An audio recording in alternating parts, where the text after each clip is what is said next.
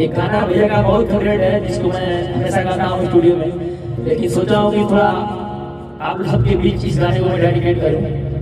गाना का बोल है दीदी भोरे से बिया तैयारी जी, जीजा लेके आई जल्दी गाड़ी जी।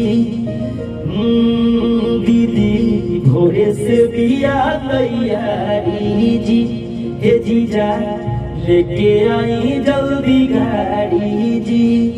आ जाए की बदियो घर न बतिया भूलई हो, आ जाए की बदियो घर न बतिया हर भूलई हो।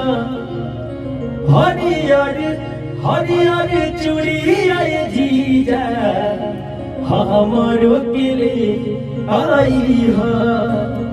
अरे हरियर हरियर चूड़ी आए जीजा हमरो के ले आई हो। दीदी भोरे से बिया तैयारी जी, जीजा लेके आई जल्दी गाड़ी जी। तो थैंक यू दिल से।